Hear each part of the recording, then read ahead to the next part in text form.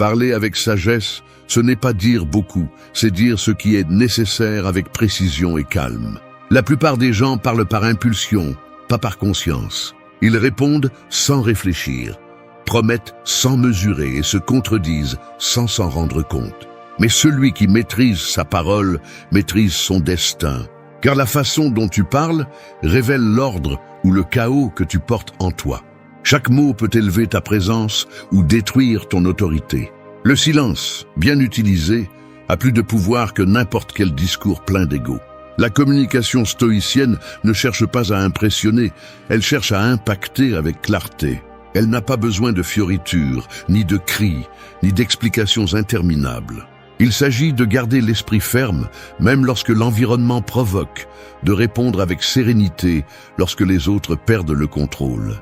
Le calme dans ta voix n'est pas une faiblesse, c'est une maîtrise. Et ce calme est ce qui sépare celui qui dirige avec présence de celui qui essaie de convaincre avec du bruit. Cette vidéo t'apprendra comment atteindre cette force silencieuse.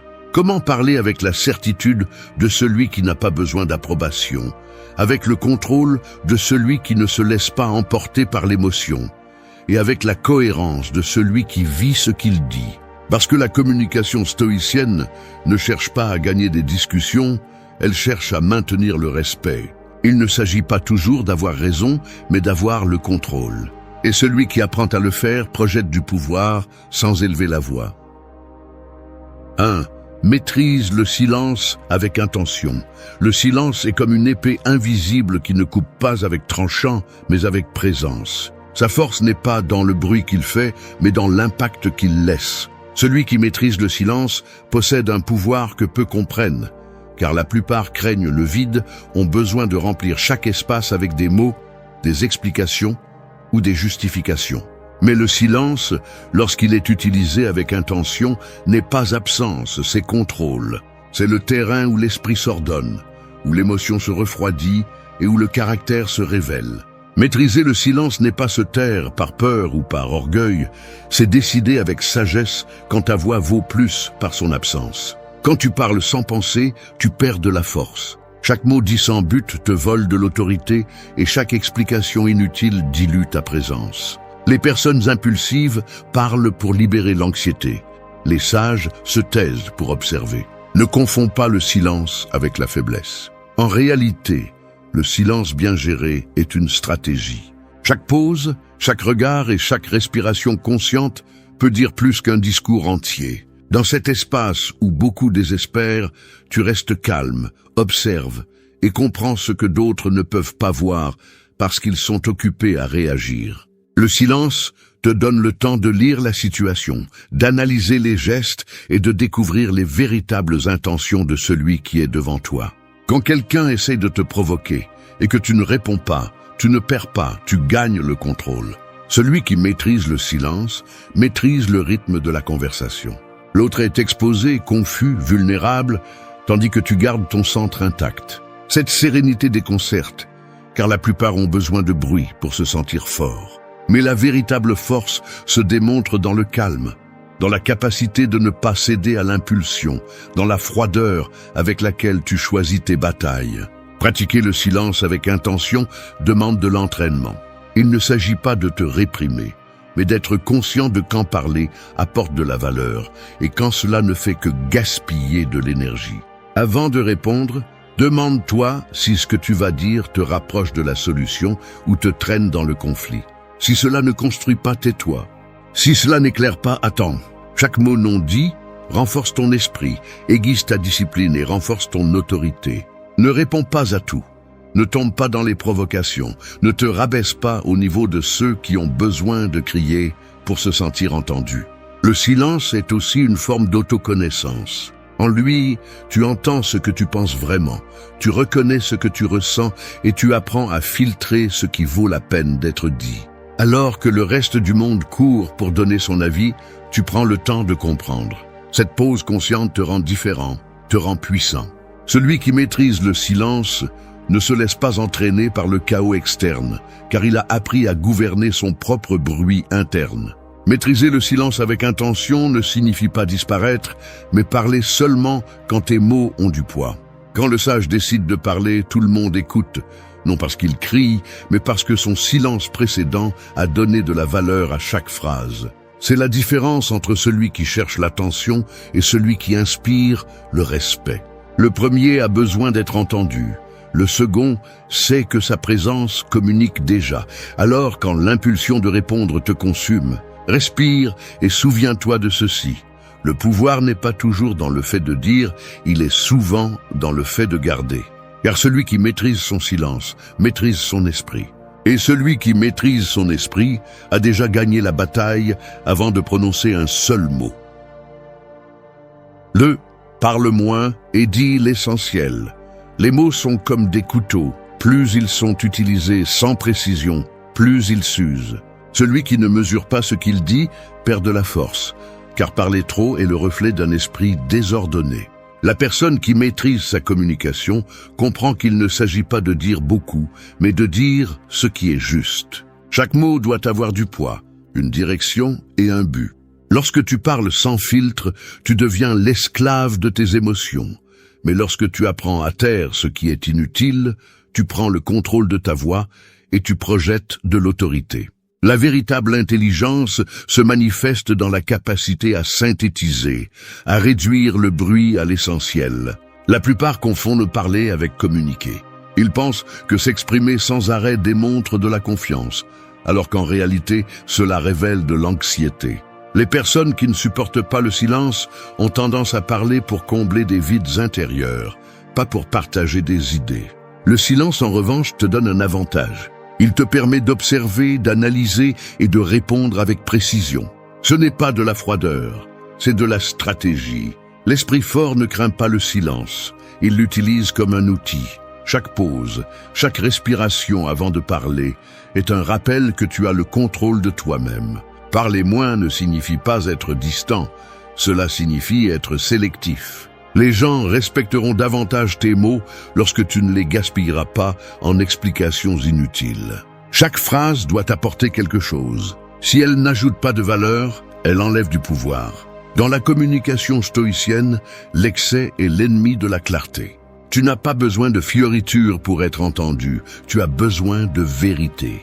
Le mot concis, direct et ferme a plus d'impact qu'un discours rempli de remplissage. Celui qui apprend à dire peu mais avec précision capte l'attention sans effort. Le sage mesure sa voix comme un archer mesure son tir. Il ne tire pas par impulsion, il attend le moment juste. Chaque mot est une flèche qui peut construire ou détruire, inspirer ou épuiser. Si tu parles trop, ton message se dilue et avec lui ta crédibilité. Si tu parles juste, chaque phrase devient un coup précis. Il ne s'agit pas de toujours se taire, mais de parler avec un but.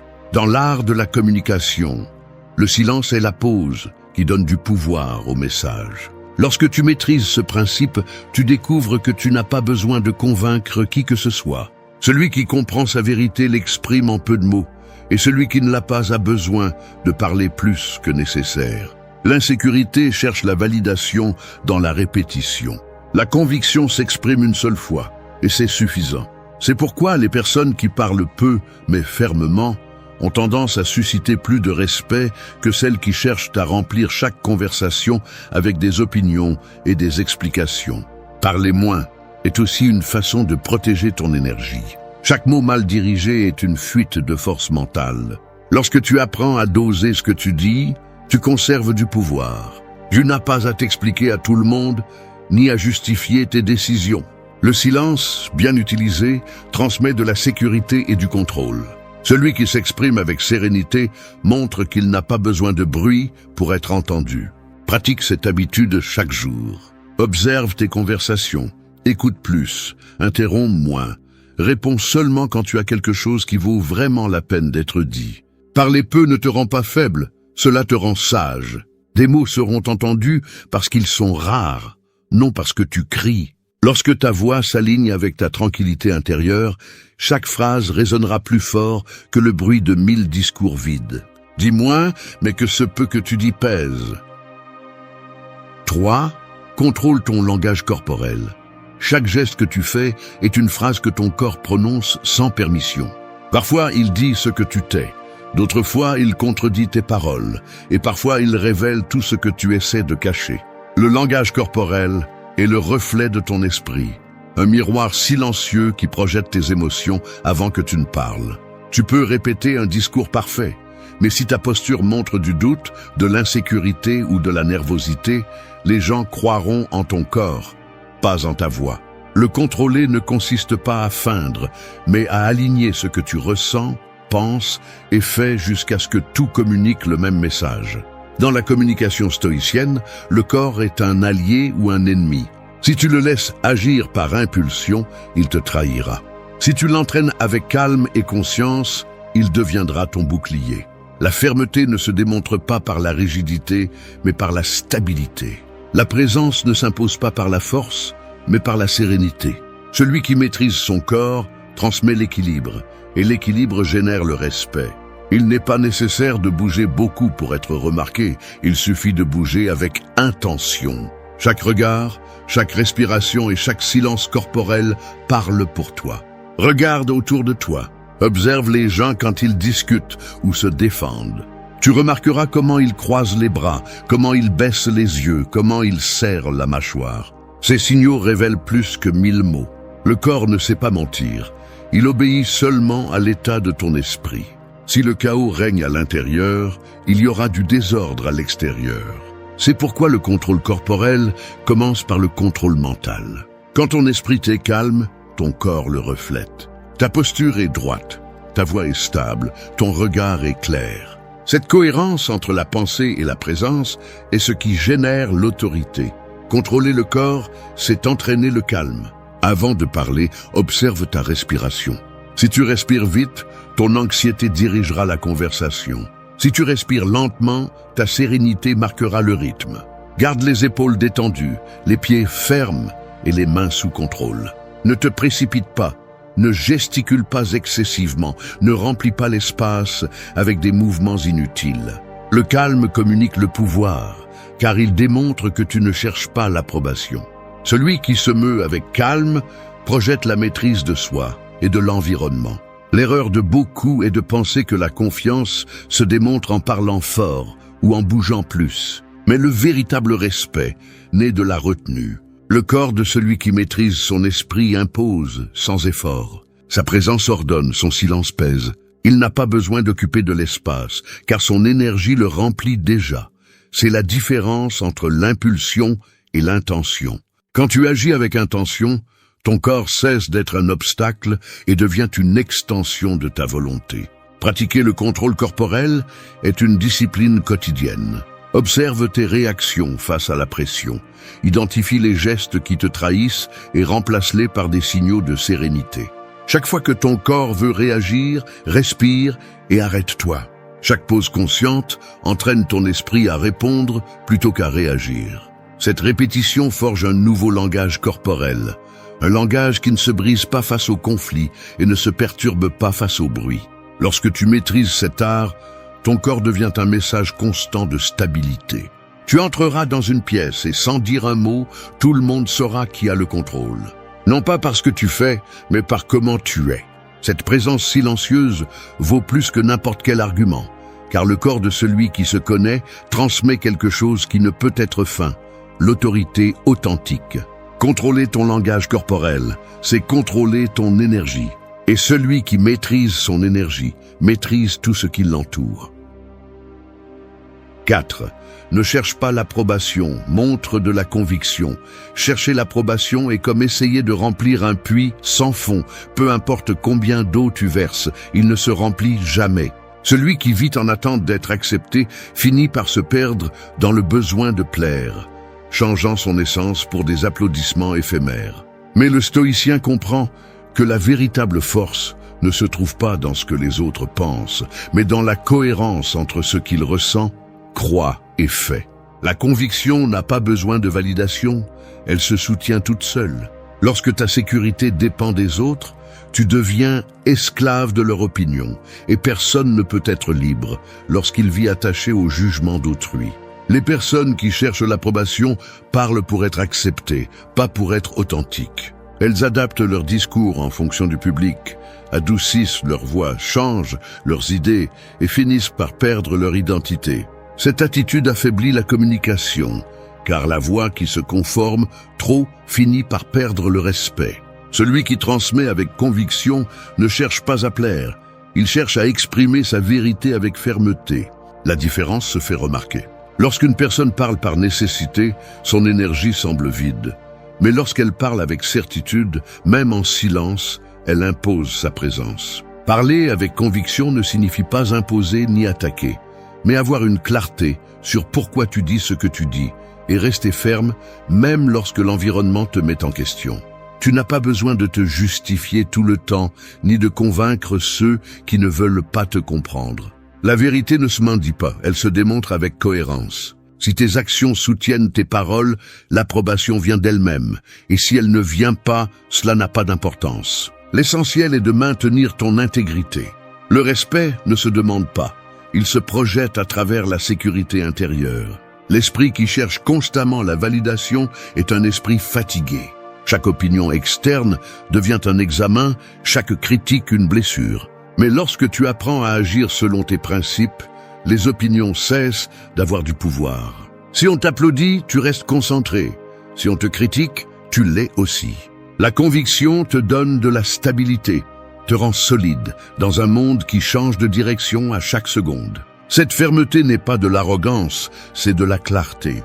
Celui qui cherche l'approbation a tendance à parler plus que nécessaire, essayant d'expliquer ses raisons encore et encore, comme si avec plus de mots il pourrait convaincre. Mais celui qui a de la conviction s'explique une seule fois, et s'il n'est pas compris, il n'insiste pas. Il sait que sa valeur ne dépend pas d'être compris, mais de rester fidèle à sa vérité. Cette attitude déconcerte beaucoup de gens, car ils sont habitués à voir les autres reculer face à la désapprobation. Mais celui qui reste ferme, sans se perturber, sans se justifier, inspire le respect même parmi ses critiques. Pratiquer la conviction est un entraînement quotidien. C'est regarder tes décisions, tes principes et tes limites et les réaffirmer à chaque parole. C'est parler sans craindre de ne pas être accepté, parce que tu t'es déjà accepté.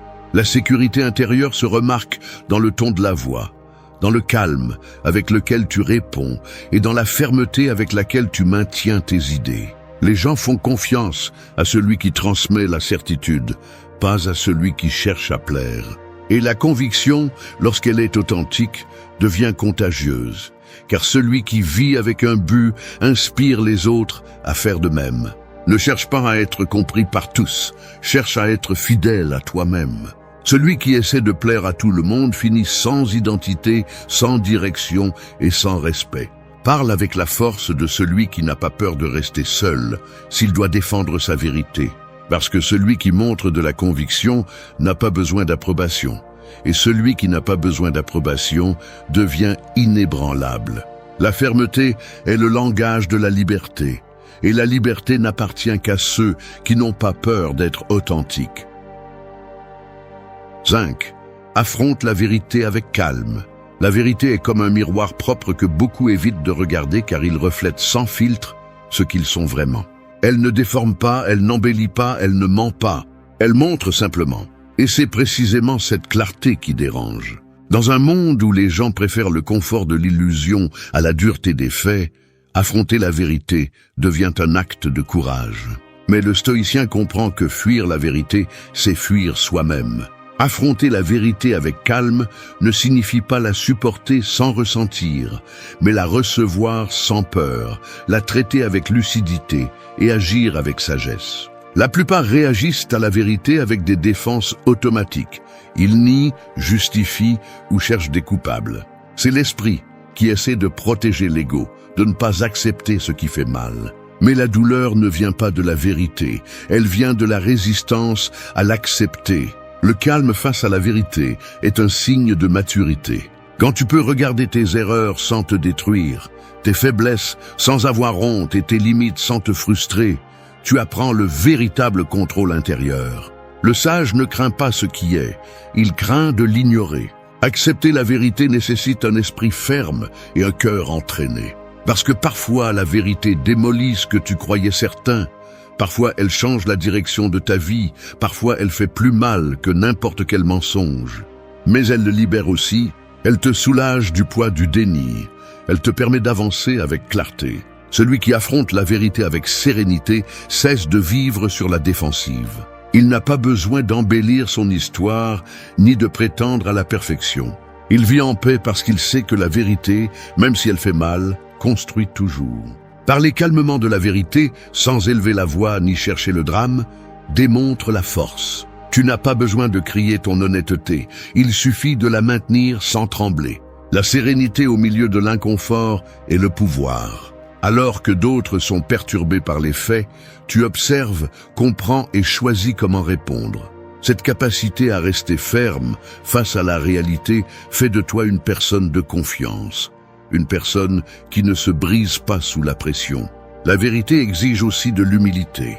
Il y a des vérités sur toi que tu n'aimeras pas, mais les nier ne fait que prolonger le conflit. Les reconnaître fait partie de la croissance. L'orgueil est l'ennemi de la clarté. Celui qui cherche toujours à avoir raison s'éloigne de l'apprentissage, car son besoin de se défendre l'empêche de voir. Mais celui qui affronte la vérité sans résistance apprend plus en un jour que celui qui vit dans le déni toute sa vie. Le stoïcien ne se trompe pas avec des excuses. Il sait que chaque erreur, chaque chute et chaque déception sont des miroirs qui montrent ce qu'il doit encore travailler. C'est pourquoi il ne réagit pas avec colère, il réagit avec réflexion. Dans le calme se trouve la réponse et dans la vérité, la direction. Accepter la réalité ne signifie pas se rendre. Cela signifie arrêter de lutter contre l'inévitable pour utiliser cette énergie dans ce qui peut changer. Pratiquer cette attitude nécessite un entraînement constant. Quand la vérité arrive, ne cours pas, ne la discute pas, ne la dissimule pas. Respire, accepte-la, regarde-la en face et décide ce que tu vas faire avec elle. Cette sérénité est ton armure. Tu n'as pas besoin de justifier ce que tu ressens, ni de cacher ce que tu penses. Affronter la vérité avec calme ne te rend pas froid, cela te rend fort. Parce que pendant que les autres fuient la réalité, tu l'affrontes, et dans cet acte silencieux, tu deviens invincible. 6. Garde ton équilibre émotionnel. Être en paix au milieu du chaos est comme tenir une bougie allumée sous une tempête. Alors que tout le monde court pour se protéger du vent, tu décides de protéger la flamme intérieure sans qu'elle s'éteigne. C'est l'art de l'équilibre émotionnel, la capacité de rester calme lorsque la vie pousse, provoque ou détruit ce que tu avais prévu. Il ne s'agit pas d'éviter de ressentir, mais de ne pas laisser les émotions prendre le contrôle du gouvernail. L'esprit entraîné ne se laisse pas emporter par la colère, la peur ou l'euphorie, car il sait que les émotions sont des visiteurs, pas des propriétaires. Perdre l'équilibre est facile quand tout va mal. Il suffit d'un mot offensant, d'une trahison ou d'un changement inattendu pour que l'esprit réagisse comme du feu sur de l'huile. Mais le stoïcien comprend qu'il ne peut contrôler ce qui se passe, seulement comment il répond. Chaque réaction émotionnelle est une décision, bien que beaucoup ne le comprennent pas. Garder l'équilibre n'est pas nier la douleur ou la frustration, c'est les observer à distance, sans qu'ils décident pour toi. Dans cette pause consciente où tu choisis de ne pas exploser réside ta force. L'équilibre émotionnel ne s'obtient pas avec de belles phrases ou des pensées positives. Il se forge avec la pratique. Tu apprends à respirer avant de répondre, à penser avant d'agir, à observer avant de juger. C'est une discipline qui se travaille jour après jour, dans les petits moments où tu pourrais perdre le contrôle, mais tu choisis de ne pas le faire. Cette décision répétée encore et encore transforme ton caractère. Chaque fois que tu choisis de rester calme quand tu pourrais crier, tu te renforces. Chaque fois que tu choisis de répondre avec clarté au lieu de colère, tu maîtrises ton monde intérieur. Celui qui ne contrôle pas ses émotions devient prisonnier des circonstances. Aujourd'hui, il est motivé, demain détruit, en fonction du climat extérieur. Mais celui qui maîtrise son équilibre devient stable comme un rocher, peu importe la tempête qui l'entoure. Cette stabilité n'est pas de la froideur, mais de la sagesse. Le sage ressent mais ne se laisse pas consumer. Il peut être entouré de chaos, mais son esprit reste clair. Cette clarté lui permet de décider sans impulsivité, de parler sans crier et d'agir sans regret. Garder l'équilibre implique aussi de reconnaître quand tu te dévies. Tu ne peux pas contrôler ce que tu ne reconnais pas. Si tu remarques que l'anxiété grandit, arrête-toi. Si la colère monte, respire. Si la tristesse se prolonge, bouge. Chaque émotion a un but, mais aucune ne doit rester plus longtemps que nécessaire. Le calme se cultive avec l'autoconscience, et l'autoconscience naît du silence intérieur. Plus tu connais tes réactions, plus tu as de pouvoir sur elles. Dans la communication, l'équilibre émotionnel est une des armes les plus puissantes. Quand tu parles depuis le calme, ton message est plus fort. Quand tu réponds sans t'énerver, ton autorité s'élève. Les gens font confiance à celui qui ne se décompose pas sous la pression. Dans un monde plein de réactions impulsives, garder son sang-froid est une forme de leadership. Tu n'as pas besoin d'imposer le respect, tu le projettes avec ta sérénité. L'équilibre n'est pas un but, c'est un style de vie. C'est comprendre qu'il y aura toujours du bruit, des provocations et des défis, mais ton centre ne dépend pas d'eux. C'est savoir que la véritable force n'est pas de gagner des discussions, mais de ne pas te perdre toi-même pendant que tu parles. Garde ton équilibre émotionnel, car quand tu maîtrises tes émotions, le monde cesse de te dominer. Le calme est le pouvoir, et celui qui apprend à le conserver même dans la tempête ne perd jamais le contrôle de son destin. 7. Dirige avec présence, pas avec du bruit. Le véritable leadership ne se mesure pas par combien tu parles, mais par ce que tu transmets quand tu te tais. C'est comme le feu dans un feu de camp. Il n'a pas besoin de crier pour que tout le monde ressente sa chaleur. Dans un monde rempli de voix qui rivalisent pour attirer l'attention, la présence est devenue un langage perdu. Beaucoup pensent que diriger signifie parler fort, imposer l'autorité ou se montrer tout le temps, mais cela ne révèle que l'insécurité. Le stoïcien dirige depuis le calme, depuis l'exemple, depuis la cohérence entre ce qu'il dit et ce qu'il fait. Sa seule présence ordonne, car celui qui maîtrise son énergie n'a pas besoin de prouver quoi que ce soit. Les gens suivent ceux qui projettent la sécurité, pas ceux qui la feignent. Si ta voix tremble, si tes gestes sont impulsifs, si ton discours est en contradiction avec tes actions, tu perdras du respect. Diriger avec présence signifie être ferme sans être agressif, calme sans être passif, décidé sans être autoritaire. C'est la force silencieuse qui inspire confiance sans avoir à convaincre. Quand tu entres dans un lieu avec équilibre, sans tension ni effort pour plaire, ta présence parle pour toi. C'est ça la véritable influence. Celui qui cherche à attirer l'attention avec du bruit démontre le vide. Il parle plus qu'il n'agit, il promet plus qu'il ne réalise. Le bruit est le déguisement du faible. La présence, en revanche, est le sceau de celui qui a le contrôle interne. Un leader n'impose pas sa voix, il régule l'atmosphère. Sa seule tranquillité contagie la direction. Alors que d'autres crient pour être entendus, il écoute pour comprendre. Alors que d'autres réagissent, il observe. Cette différence le distingue, l'élève et le maintient ferme même dans le chaos. Être présence implique la cohérence. Tu ne peux pas inspirer le respect si aujourd'hui tu es ferme et demain tu t'effondres face à la critique. L'autorité se construit avec discipline.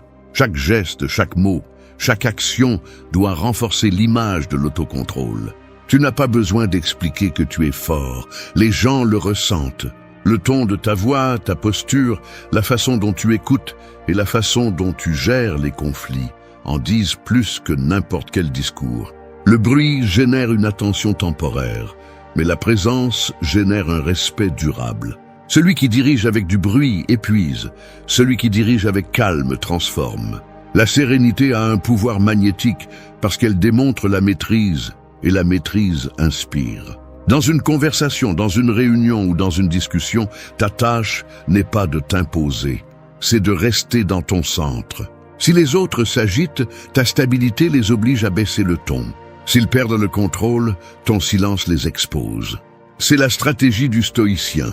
Ne pas rivaliser avec le chaos, mais faire que le chaos se rende à son calme. Cultiver cette présence nécessite une autoconnaissance. Tu ne peux pas diriger les autres si tu ne te gouvernes pas toi-même. Tu ne peux pas inspirer l'ordre si ton esprit vit dans le désordre. Ton énergie marque le rythme de tout ce qui t'entoure.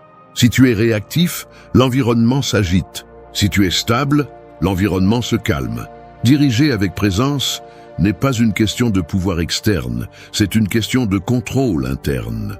La présence est le résultat d'un esprit clair, d'une voix ferme et d'un cœur serein. Tu n'as pas besoin d'applaudissements ni d'approbation, juste de cohérence. Parle peu, observe plus, agis avec un but et laisse ton comportement parler pour toi. Parce que le véritable leader ne fait pas de bruit pour être vu, il est simplement là, et sa seule existence change déjà l'ambiance. 8. Sois cohérent entre ce que tu dis et ce que tu fais. Les mots sont comme des promesses lancées au vent. Ils peuvent sonner fermes, mais s'ils ne sont pas accompagnés d'action, ils se dissolvent dans l'air. La cohérence est le fondement invisible de toute autorité véritable. Sans elle, la voix perd du poids, les intentions se diluent et la confiance se brise. Être cohérent, ce n'est pas seulement tenir ce que tu dis, c'est vivre en accord avec ce que tu défends, agir avec la même discipline avec laquelle tu parles. Parce qu'à la fin, le monde n'écoute pas tes mots, il observe ton comportement. Beaucoup parlent de principes, mais peu les incarnent. Il est facile de conseiller le calme quand tu n'es pas au milieu du conflit, ou de prêcher la discipline quand il n'y a pas de tentation. Mais la cohérence est mise à l'épreuve dans les moments où cela coûte, quand rester fidèle à ce que tu dis exige sacrifice, patience ou silence. Celui qui agit selon sa parole transmet une force naturelle, non imposée. Il n'a pas besoin de justifier son autorité parce que son exemple la soutient. L'incohérence, en revanche, détruit toute crédibilité, parce qu'une seule contradiction peut effacer des années de discours. Le stoïcien sait qu'il n'y a pas de pire ennemi que l'incohérence entre la pensée et l'action. L'esprit qui dit une chose et en fait une autre vit en guerre interne, et celui qui n'a pas la paix en lui ne peut pas communiquer clairement. Parler d'équilibre tout en réagissant avec colère, parler de maîtrise tout en se laissant emporter par les impulsions ou parler de sagesse tout en évitant la vérité est une contradiction que le corps et la voix ne peuvent pas cacher. La cohérence est la forme la plus pure de respect envers toi-même. Être cohérent implique aussi du courage. Cela signifie accepter que tu ne peux pas parler de ce que tu ne pratiques pas. Que si tu défends le calme, tu dois le maintenir même quand la situation te provoque. Que si tu prêches l'honnêteté, tu dois avoir le courage d'assumer tes erreurs sans les cacher. La cohérence ne se construit pas avec des mots, elle se construit avec des décisions quotidiennes. Chaque fois que tu choisis d'agir conformément à tes valeurs, tu renforces ton caractère. Chaque fois que tu trahis ce que tu crois, tu t'affaiblis un peu plus. Les gens se souviennent de ceux qui vivent ce qu'ils enseignent. Tu peux parler pendant des heures, mais si tes actions ne reflètent pas ce que tu dis, personne ne te fera confiance. En revanche, celui qui est cohérent impose le respect, sans avoir besoin de discours. Sa façon d'agir devient son message. Il n'a pas besoin de convaincre. Sa conduite parle pour lui. C'est l'essence du communicateur stoïcien. Sa parole a du pouvoir, parce qu'elle est soutenue par sa façon de vivre. Pratiquer la cohérence n'est pas facile. Cela demande une vigilance constante. Tu ne peux pas te permettre d'agir à partir de l'émotion quand tu as choisi de vivre à partir de la raison. Tu ne peux pas prêcher le calme et tomber dans les provocations. Chaque action est un test de ton intégrité, et même si personne ne te voit, tu sais si tu es fidèle à tes principes ou si tu les vends pour le confort. La cohérence est invisible aux yeux des autres, mais impossible à cacher à ta conscience. Être cohérent entre ce que tu dis et ce que tu fais est le point final qui soutient tout ce qui précède.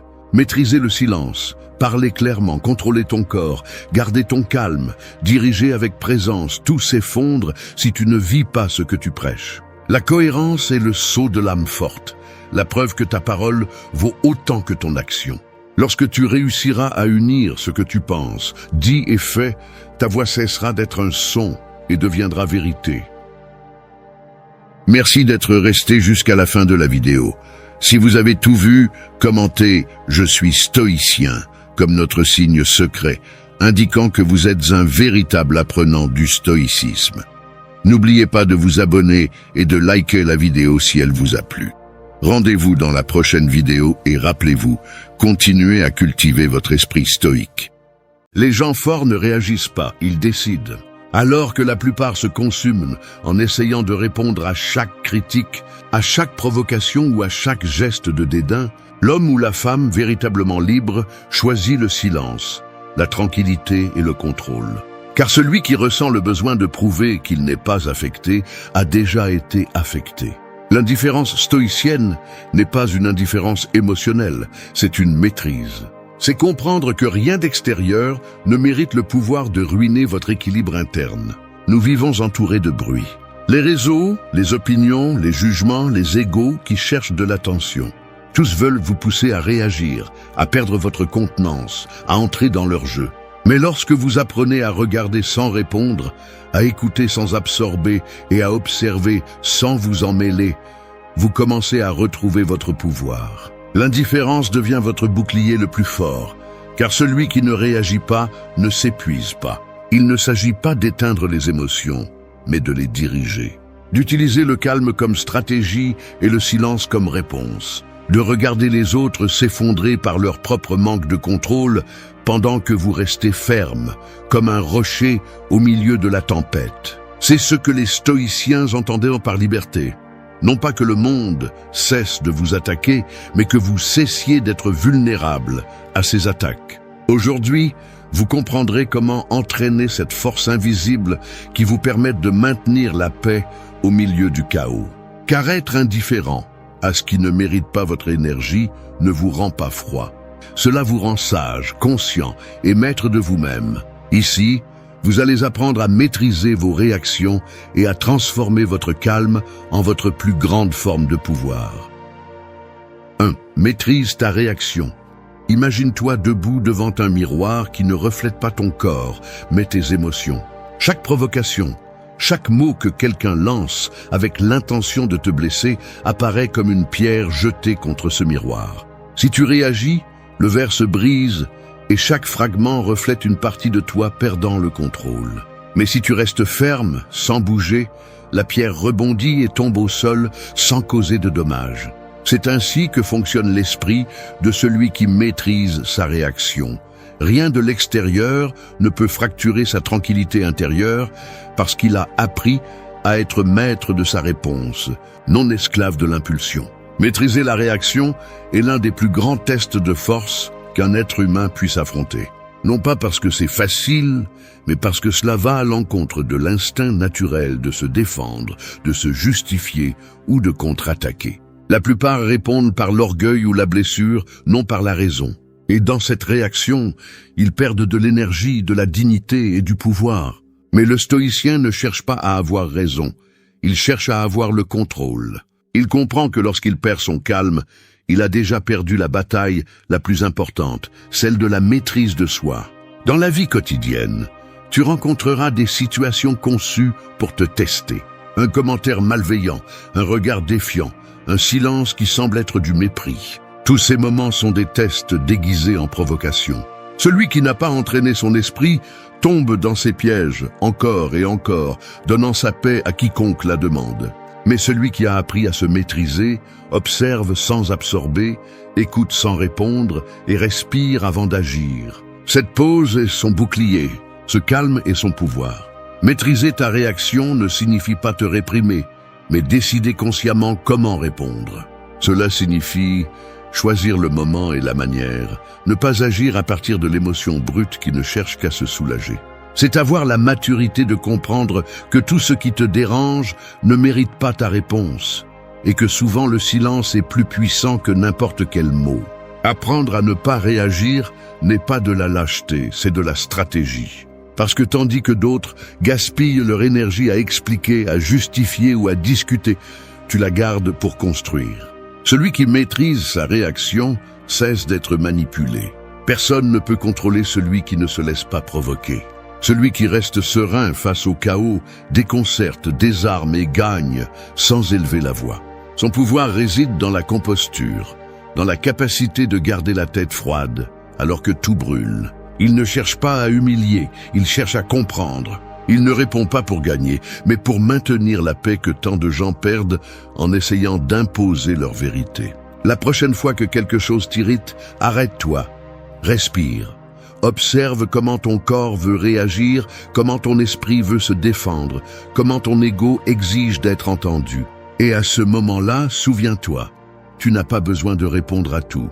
La vraie victoire n'est pas de gagner une discussion, mais de conserver ton équilibre. Le calme ne s'impose pas, il s'entraîne. Maîtriser la réaction n'est pas un but. C'est un chemin que tu empruntes chaque jour lorsque tu choisis de ne pas te laisser emporter parce que tu ne peux pas contrôler. Parce qu'au final, la force n'est pas dans la réaction rapide, mais dans le fait de rester ferme quand tout le monde s'attend à ce que tu exploses. C'est l'essence de la maîtrise intérieure, le début du pouvoir stoïcien et la porte vers la véritable liberté. Celui qui maîtrise sa réaction, maîtrise son destin. 2. Entraîner l'indifférence.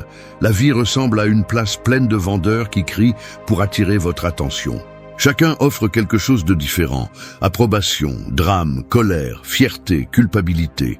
Si vous vous arrêtez devant tous, vous finissez épuisé, portant ce dont vous n'avez pas besoin. Mais si vous apprenez à marcher sans regarder sur les côtés, sans laisser le bruit vous emporter, vous découvrez que vous n'avez pas besoin de répondre à tout ce qui vous provoque. Entraîner l'indifférence, c'est apprendre à ne pas acheter chaque émotion qu'on vous offre. L'indifférence n'est pas de la froideur, c'est de la sagesse émotionnelle. C'est avoir suffisamment de contrôle pour décider à quoi il vaut la peine de prêter attention et à quoi non. La plupart réagissent par habitude, non par intention.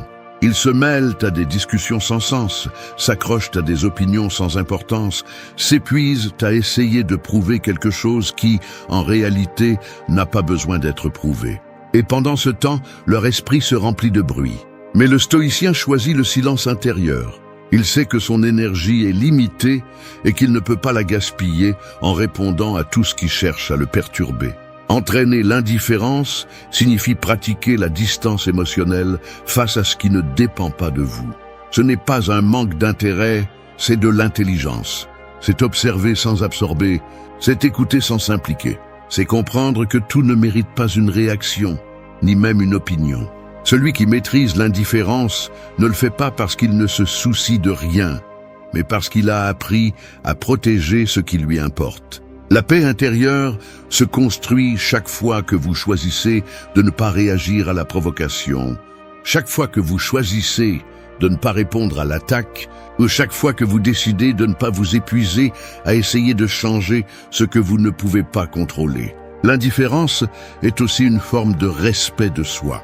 Quand vous décidez de ne pas répondre, vous ne le faites pas parce que vous vous sentez supérieur, mais parce que vous n'êtes plus intéressé à nourrir le chaos. C'est une façon de dire « Mon énergie n'est pas disponible pour votre bruit ». Celui qui comprend cela commence à ressentir la liberté de ne pas avoir à se défendre contre tout. Parce que parfois, les gens ne cherchent pas à comprendre, ils cherchent une réaction. Et s'ils ne l'obtiennent pas, ils se démontent eux-mêmes. Dans la pratique quotidienne, entraîner l'indifférence peut commencer par de petites choses. Ne pas répondre à une provocation sur les réseaux sociaux. Ne pas discuter avec quelqu'un qui ne veut pas comprendre. Ne pas porter l'émotion de quelqu'un qui décharge sa frustration sur vous. Chaque acte de non-réaction est un muscle que vous renforcez. Au début, c'est difficile. L'ego crie, la fierté exige justice. Mais avec le temps, vous découvrez que rien ne vous donne plus de pouvoir que de choisir votre paix. L'indifférence s'entraîne comme l'autocontrôle, avec de la pratique, des erreurs et de la patience. Il y aura des moments où vous céderez à l'impulsion, et d'autres où vous réussirez à garder votre calme. Mais chaque fois que vous choisissez le silence plutôt que la réponse immédiate, votre esprit devient plus fort. Vous devenez quelqu'un qui ne se laisse plus emporter par le bruit du monde. Et c'est la plus grande réalisation, car celui qui maîtrise l'indifférence n'a pas besoin de démontrer sa force, il l'incarne. Lorsque vous atteindrez cet état, vous verrez comment tout change. Ce qui vous perturbait auparavant passe maintenant sans laisser de traces. Ce qui vous faisait mal auparavant vous enseigne maintenant. Ce qui vous consumait auparavant vous rappelle maintenant jusqu'où vous êtes allé. L'indifférence ne vous déconnecte pas du monde, elle vous connecte à vous-même. Et quand cela se produit, le monde cesse d'avoir du pouvoir sur vous. Parce que vous ne réagissez plus au chaos, vous l'observez depuis le calme. C'est la véritable maîtrise stoïcienne. 3. Choisissez vos batailles. Il y a des guerres qui se gagnent en s'éloignant, pas en combattant. La plupart des gens vivent épuisés parce qu'ils luttent contre tout. Contre ce qu'ils ne comprennent pas, contre ce qu'ils ne peuvent pas changer, contre des personnes qui ne valent même pas la peine. Et à la fin de la journée, lorsque l'esprit s'éteint, ils se rendent compte que leur énergie est partie dans des combats qui n'ont rien laissé. Choisir vos batailles n'est pas abandonner, c'est de l'intelligence émotionnelle. C'est comprendre que toute provocation ne mérite pas votre épée et que le calme peut aussi être une forme de victoire. Chaque jour, la vie vous met face à de petites guerres. Quelqu'un vous contredit, un autre vous ignore, un autre vous juge sans vous connaître. Si vous essayez de répondre à tout, vous finissez épuisé. Mais quand vous apprenez à discerner ce qui vaut votre énergie, vous retrouvez du pouvoir.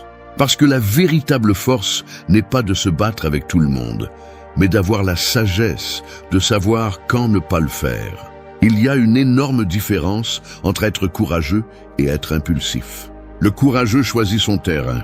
L'impulsif réagit sur n'importe quel terrain, même quand il n'y a rien à gagner. Le stoïcisme enseigne que celui qui lutte contre tout finit par perdre avec lui-même. Vous ne pouvez pas contrôler ce que les autres pensent, mais vous pouvez décider combien cela vous affecte. Vous ne pouvez pas changer les actions des autres, mais vous pouvez choisir votre réponse. Chaque fois que vous choisissez de ne pas entrer dans une discussion inutile, vous gagnez une bataille invisible, celle de votre paix. Apprendre à garder le silence quand l'orgueil vous pousse à parler, vous retirer quand l'ego veut prouver qu'il a raison, sont des gestes de force, pas de faiblesse. Choisir vos batailles signifie aussi ne pas se battre contre soi-même. Arrêtez de vous punir pour ce qui n'a pas tourné comme vous l'espériez. Arrêtez de revivre des conversations qui n'existent plus. Arrêtez de vous épuiser en imaginant des scénarios qui ne se produiront jamais. L'esprit devient plus léger lorsque vous arrêtez de transformer tout en conflit. Il y a des luttes qui ne nécessitent pas plus d'efforts, seulement de l'acceptation. Et dans cette acceptation, vous trouvez la liberté.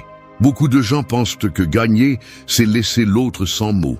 Mais la véritable victoire est de rester en paix avec soi-même. Parce que quand vous savez qui vous êtes, vous n'avez pas besoin de le prouver. Quand vous avez confiance en votre chemin, vous ne vous arrêtez pas pour discuter avec ceux qui ne marchent pas avec vous. C'est la différence entre les sages et les réactifs. Le sage ne gaspille pas d'énergie dans ce qui ne change pas le résultat. Dans la vie pratique, cela signifie apprendre à lâcher les petites provocations, éviter les discussions inutiles et rester calme face aux attaques déguisées en opinion. Tout ne mérite pas une réponse. Tout n'a pas besoin d'être clarifié. Tout ne vaut pas votre énergie. Choisissez vos batailles comme quelqu'un qui protège son feu intérieur. Si vous l'exposez à chaque vent, il s'éteint. Si vous le gardez pour les moments qui comptent vraiment, il vous guide même dans l'obscurité. La prochaine fois que quelqu'un essaiera de vous entraîner dans une bagarre sans sens, souvenez-vous de ceci. Vous n'êtes pas obligé d'y entrer. Votre silence peut être plus puissant que n'importe quel argument. Votre sérénité peut désarmer plus que n'importe quel mot. Le stoïcien n'évite pas les conflits par peur, mais par sagesse. Il sait qu'il y a des batailles qui cherchent seulement de l'attention, pas de la vérité. Qu'il y a des discussions qui se perdent, même si on les gagne. Et qu'il y a des moments où se retirer n'est pas fuir, mais préserver l'énergie pour quelque chose de plus grand. Parce que la véritable maturité n'est pas de gagner chaque guerre, mais de choisir intelligemment celles qui valent la peine d'être menées. Celui qui comprend cela ne réagit plus. Il agit avec un but, et dans ce calme stratégique, il trouve son plus grand pouvoir. 4. Utilise le silence avec puissance. Le silence est comme une épée invisible. On ne le voit pas, mais il coupe plus profondément que n'importe quel mot. La plupart des gens craignent le silence parce qu'ils l'associent à la faiblesse, à la soumission, à l'incapacité de savoir quoi dire. Mais le silence, lorsqu'il naît de la maîtrise intérieure, est une forme de contrôle absolu.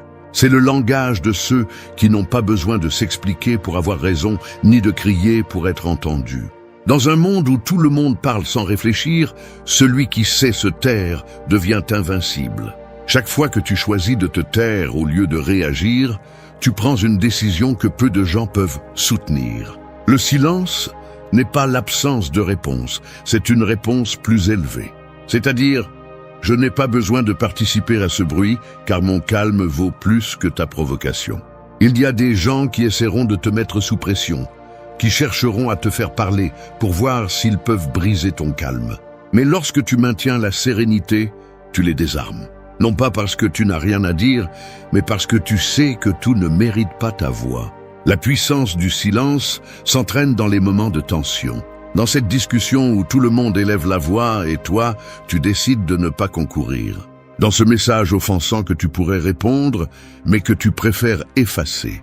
Dans ce regard de mépris qui n'a pas besoin d'être affronté. Se taire, quand tu pourrais réagir, montre un niveau d'autocontrôle que les autres ne comprennent pas. Le silence ne cherche pas toujours la paix. Parfois, il cherche le respect. Et celui qui sait quand parler et quand ne pas le faire, contrôle le rythme de tout ce qui se passe autour de lui. Le silence protège aussi. Lorsque tu laisses le bruit des autres passer sans toucher ton centre, tu conserves ton énergie intacte. Chaque mot que tu ne dis pas est une force que tu ne gaspilles pas. Chaque explication que tu ne donnes pas est une clarté que tu gardes. Il y a du pouvoir dans la retenue, dans la résistance à la tentation d'éclaircir ce que le temps montrera de lui-même. Parce que le temps, finalement, révèle toujours ce que le silence protège. Ne confonds pas le silence avec la lâcheté. Se taire ne signifie pas que tu ne peux pas parler, cela signifie que tu choisis de ne pas le faire parce que tu n'en as pas besoin. Les gens forts ne craignent pas le silence, ils l'utilisent comme une arme. Ils l'emploient pour observer, pour analyser, pour répondre avec précision au moment opportun. Et pendant que les autres se dévoilent avec des mots impulsifs, le silencieux apprend, mesure et attend. Le silence lui donne un avantage parce qu'il agit à partir de la clarté, pas de l'émotion. Utiliser le silence avec puissance signifie aussi savoir écouter. Écouter non seulement ce qui est dit, mais aussi ce qui est caché derrière. Dans le bruit des gens se révèle leur insécurité, leur désir d'approbation, leur besoin d'attention. Celui qui observe en silence peut voir ce que les autres ignorent. La sagesse est de ne pas répondre au ton, mais au fond. De percevoir le but de ce qu'on te dit et de décider si ça vaut la peine de répondre ou simplement de le laisser passer. Le silence, en outre, communique quelque chose de plus fort que n'importe quel discours, l'équilibre. Il reflète la maîtrise, la maturité et l'autorité intérieure. C'est une déclaration qui dit « Je ne suis pas ici pour te convaincre, je suis ici pour garder ma paix. » Et quand tu arrives à ce point, tu n'as plus besoin de prouver quoi que ce soit. Parce que tu comprends que celui qui crie le plus n'a pas toujours raison et celui qui se tait le plus n'est pas toujours silencieux. Parfois, il observe. Dans la pratique quotidienne, utiliser le silence avec puissance, c'est choisir quand parler, quand répondre et quand laisser les choses se dissoudre d'elles-mêmes. C'est comprendre que tout ne nécessite pas ton énergie. Parfois, la meilleure réponse est de ne pas en donner. Et pendant que les autres s'épuisent à essayer d'être compris, tu avances calmement, concentré sur ce qui compte vraiment. Parce que le silence ne te retire pas la voix, il te donne une présence. 5. Protège ta paix. La paix intérieure est comme une forteresse invisible. Elle ne se construit pas avec des briques, mais avec des limites. Chaque fois que tu laisses entrer le drame des autres, la critique sans sens ou le chaos des autres, tu ouvres une porte qui est ensuite difficile à fermer. Protéger ta paix ne signifie pas t'isoler du monde. Cela signifie choisir intelligemment ce que tu permets de te toucher. Parce que tout ne mérite pas une place en toi, et toute émotion qui arrive ne doit pas rester. La véritable maturité commence lorsque tu apprends que ta tranquillité n'est pas négociable. Les personnes qui ne savent pas protéger leur paix vivent épuisées. Elles sautent d'une préoccupation à une autre, réagissent à tout, portent des culpabilités qui ne leur appartiennent pas et finissent par se vider. Le stoïcien comprend que la paix ne se trouve pas, elle se maintient. C'est un état qui nécessite une vigilance constante. C'est pourquoi il observe attentivement ce qu'il consomme, ce qu'il écoute, ce qu'il permet. Chaque pensée négative, chaque conversation sans but, chaque lien qui vole de l'énergie est une fissure dans les murs de son calme. Protéger ta paix est un acte de discipline. Cela implique de dire non à ce qui te draine, même quand ça fait mal. Cela implique de te retirer des endroits où tu ne peux pas grandir, même quand l'habitude te retient. Cela implique d'accepter que tu ne peux pas sauver tout le monde, que tu ne peux pas plaire à tout le monde, que tu ne peux pas tout porter. La paix ne consiste pas à avoir tout sous contrôle, mais à rester en équilibre quand rien ne l'est. Et cet équilibre naît de savoir quand avancer, quand s'arrêter et quand lâcher prise. En pratique, protéger ta paix peut sembler simple, mais c'est l'une des tâches les plus difficiles. Cela signifie ne pas entrer dans des discussions inutiles, ne pas te justifier quand tu sais qui tu es, ne pas laisser les problèmes des autres devenir les tiens. Cela signifie aussi te déconnecter de l'excès d'informations, du bruit constant, des comparaisons qui te volent la joie. C'est revenir à l'essentiel, à ce qui compte vraiment, ton esprit, ton énergie et ton but. Le monde va te tenter avec des distractions. Ils voudront tester tes limites, te provoquer, te faire perdre le contrôle. Mais quand tu apprends à rester serein même face à la provocation, tu comprends que personne ne peut te prendre ta paix. Tu peux seulement la donner. Et quand tu arrêtes de la donner, tu retrouves un pouvoir que peu de gens possèdent. Le pouvoir de rester calme alors que tout autour de toi essaie de perturber ton centre. Protéger ta paix, c'est aussi prendre soin de ton dialogue interne. Il ne s'agit pas seulement de ce qui vient de l'extérieur, mais de ce que tu génères à l'intérieur. Combien de fois tu te parles durement, tu te reproches des erreurs ou tu revives le passé jusqu'à t'épuiser. Le silence extérieur ne sert à rien si ton esprit continue de crier à l'intérieur. C'est pourquoi la véritable protection commence lorsque tu choisis des pensées qui te renforcent au lieu de te détruire. Quand ta paix devient une priorité, tout le reste change. Tu commences à prendre des décisions plus conscientes, à te lier avec ceux qui t'ajoutent, à valoriser ton temps comme quelque chose de sacré. Tu n'as plus besoin de prouver quoi que ce soit, ni de te battre pour la reconnaissance. Le calme remplace l'urgence, la clarté remplace le bruit, et cela, petit à petit, transforme ta façon de vivre. La paix n'est pas un prix, c'est une pratique quotidienne. Chaque fois que tu choisis de ne pas réagir, de ne pas discuter, de ne pas absorber le chaos des autres, tu la renforces. Chaque fois que tu priorises ton bien-être sur l'approbation, tu la rends plus forte. Il arrive un moment où rien de l'extérieur ne parvient à te perturber, parce que tu comprends que ton monde intérieur est ta responsabilité. Celui qui protège sa paix, protège son pouvoir. Et celui qui protège son pouvoir devient intouchable. 6. Transforme ton énergie. L'esprit est comme un feu. Si tu ne le contrôles pas, il peut tout consumer, mais si tu le diriges avec sagesse, il peut éclairer même les jours les plus sombres. La plupart des gens laissent leur énergie se gaspiller en émotions réactives. Colère, frustration, ressentiment. C'est comme regarder son propre feu se transformer en fumée. Mais quand tu apprends à le transformer, chaque émotion devient un carburant pour avancer. C'est la véritable alchimie du caractère. Transformer ce qui te détruisait auparavant en force pour te construire. Transformer l'énergie ne signifie pas réprimer ce que tu ressens, mais le canaliser. La colère, la tristesse, la déception peuvent être puissantes si tu les utilises avec direction. La différence entre celui qui sombre et celui qui s'élève réside dans ce qu'il fait de sa douleur. Certains laissent la colère les consumer, d'autres la transforment en discipline. Certains se noient dans la déception, d'autres l'utilisent comme un élan pour s'améliorer. Tout dépend de la direction dans laquelle tu focalises ton énergie. Le stoïcien comprend qu'il ne peut pas contrôler ce qu'il ressent, mais il peut décider comment agir face à cela. Quand quelque chose le blesse, il ne reste pas sur la blessure, il observe ce qu'il peut apprendre. Quand quelque chose le dérange, il ne réagit pas avec colère. Il transforme cette émotion en élan pour grandir. Il ne cherche pas à éliminer les émotions, il les redirige. C'est comme prendre un courant violent et le guider pour qu'il fasse tourner une roue qui génère de l'énergie. C'est cela, la maturité émotionnelle. Ne pas éteindre ce que tu ressens, mais le gouverner. Dans la vie quotidienne, cela se pratique chaque fois que tu choisis le calme plutôt que l'impulsion, la clarté plutôt que le drame, le but plutôt que la plainte. Chaque fois que tu t'arrêtes avant de réagir, tu transformes l'énergie destructrice en conscience. Quand tu arrêtes de te plaindre et que tu agis, Quand au lieu de te lamenter, tu fais quelque chose, tu transformes la faiblesse en force. L'énergie existe toujours, elle change simplement de forme.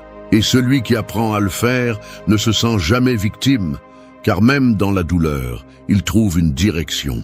Transformer ton énergie, c'est aussi apprendre à reconnaître ce qui te draine. Les personnes, les environnements, les pensées qui te privent de force. Quand tu les identifies et les remplaces par des actions qui t'élèvent, tu reprends le contrôle. Tu commences à utiliser ton énergie pour construire, pas pour réagir. L'esprit cesse d'être un champ de bataille et devient un espace de concentration.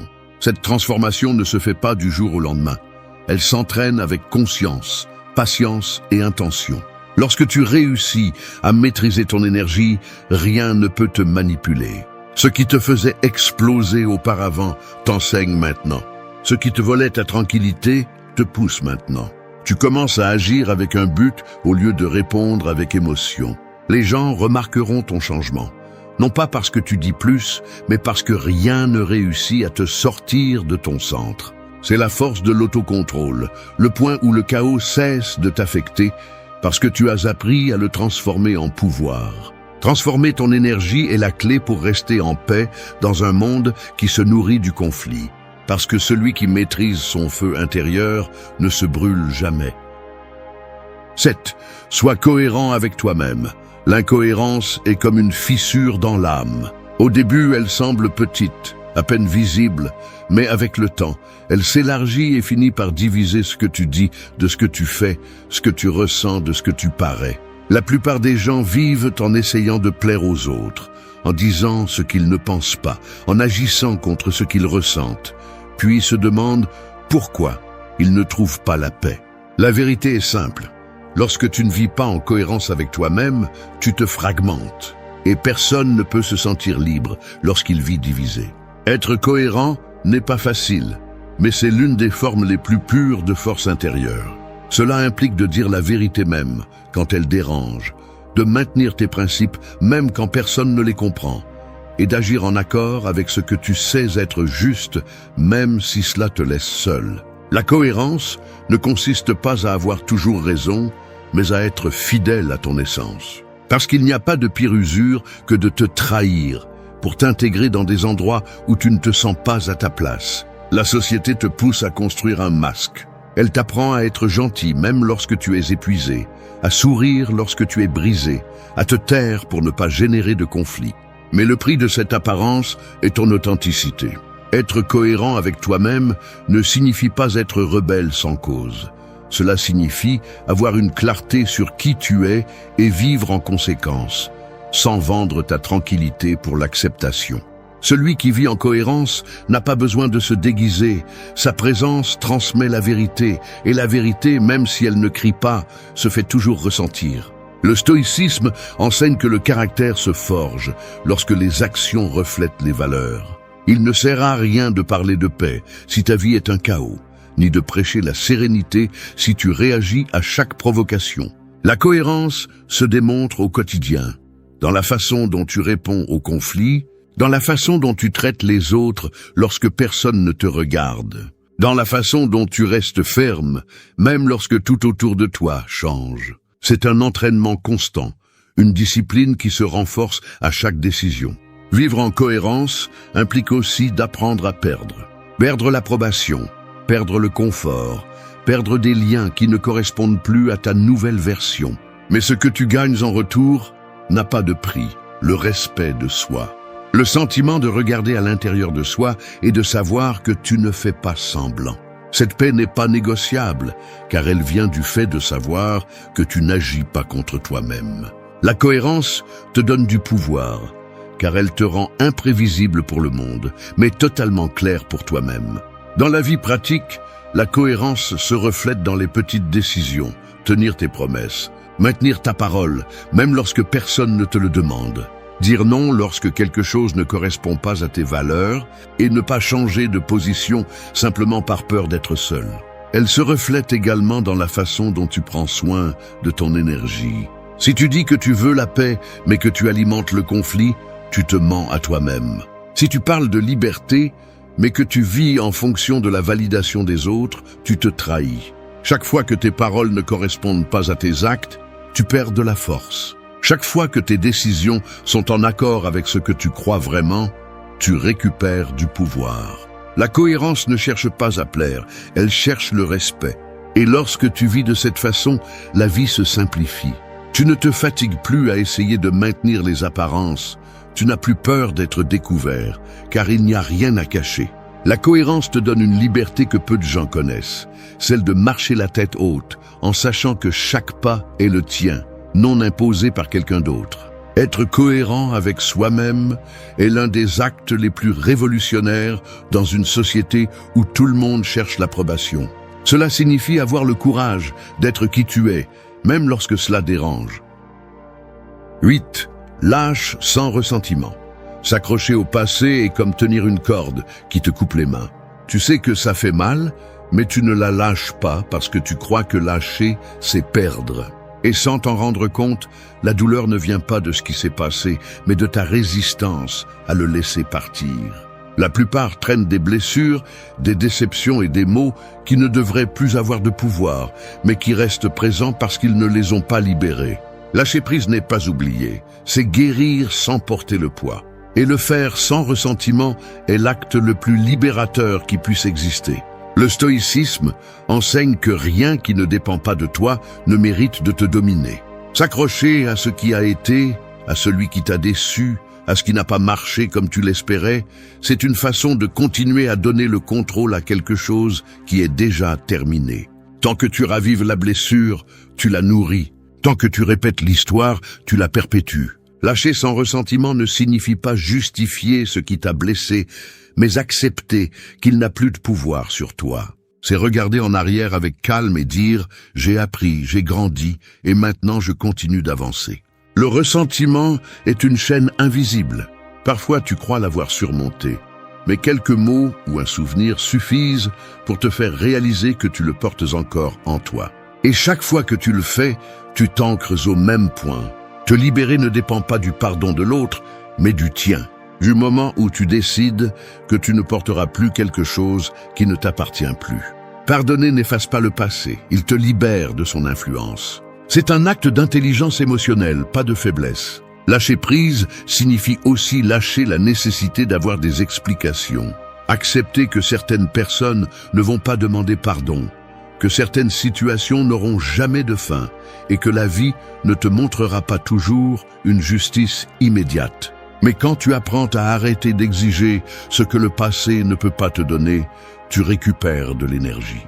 Cette même énergie que tu utilisais avant pour te souvenir, tu l'utilises maintenant pour construire. Et cela transforme ta façon de vivre parce que tu comprends que chaque fin, aussi douloureuse soit-elle, est aussi une porte ouverte vers quelque chose de mieux. En pratique, lâcher sans ressentiment se traduit par des actions simples mais profondes.